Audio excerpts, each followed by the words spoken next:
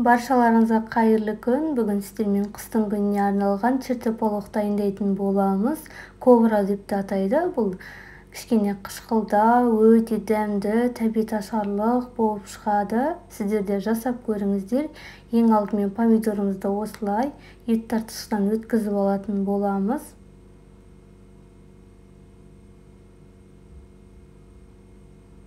Енді бізге чеснок қажет. Чесноктарымызды осылай жууп тазалап өткізетін боламыз. Чеснок, ащы бұрыш қосуу өз қалауларыңыз боюнча канча коссаңыздар да. Біреулерге тым катты ащы унайды. Біз орташа ащылыкты дайындадык. Осылай помидордун үстүнө чесногубузду салып, жакшылап аралаштыратын боламыз. Эч кандай кайнатуудун кажети жок. Осылай баардыгын бири-бирден салып, жакшылап аралашса болду.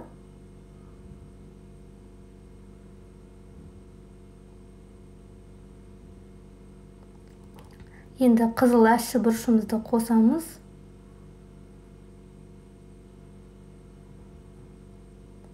Дәміне қарай жай-жайдан қоссаңыздар болады, дәмін татып. Толық рецепт описание бөліміне жазып қалдырамын, содан көрсеңіздер болады. Енді бізге тұз қажет. 2 ас қасық тұзымызды салдым. Сіздердің жасаған мөлшерлеріңізге қарай, дәміне қарай өздеріңіз қоса бересіздер. Осылай барлығын жақсылап араластырып алатын боламыз. Біздің тұзымыз толықтай еруі қажет.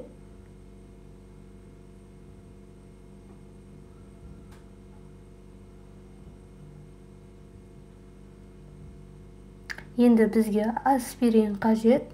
Аспириннің осылай оқтаумен жақсылап мыжып, өте майда ұнтақ жасайтын боламыз. Ірі болмауы қажет.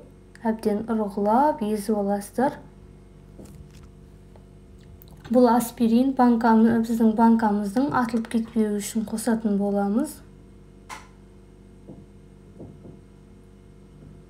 Бізде осындай өте майда ұнтақ болды. Осылай помидорымызға салып, тағы да барлығын жақсылап араластыратын боламыз. Біздің чертопологымыз дайын. Енді осының бетін жауып, салқын жерге бір күнге қойып қоятын боласыздар. Барлығы жақсылап сіңіп, дәмі шығу үшін.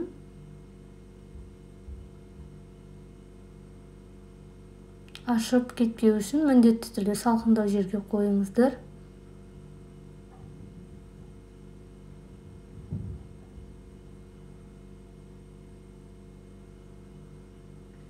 Осылай толықта араластырып алатын боламыз.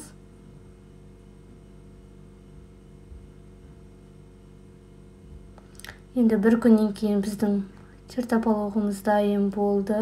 Осылай көпіршіп, әдемі болып, дәмі барлығы сіңіп, өте дәмді болып шықты. Баклажкаға немесе осындай банкілерге жапсаңыздар болады. Ыстық сумен 2-3 реттен жақсылап шайып аласыздар. Содан соң осылай банкамызға құятын боламыз. Баклажкаға құйсаңыздар да, банкаға құйсаңыздар да атылмайды. Морозилькте сақтауға болмайды. Холодильникке салсаңыздар, немесе жай ғана қойып қойсаңыздар болады. Осылай барлығын банкаларымызға құйып алдық. Сіздер де жасап көріңіздер. Менің каналымда қыс мезгіліне арналған түрлі банкалардың рецебі күнделікті шығатын болады. Каналыма тіркеліп қойыңыздар.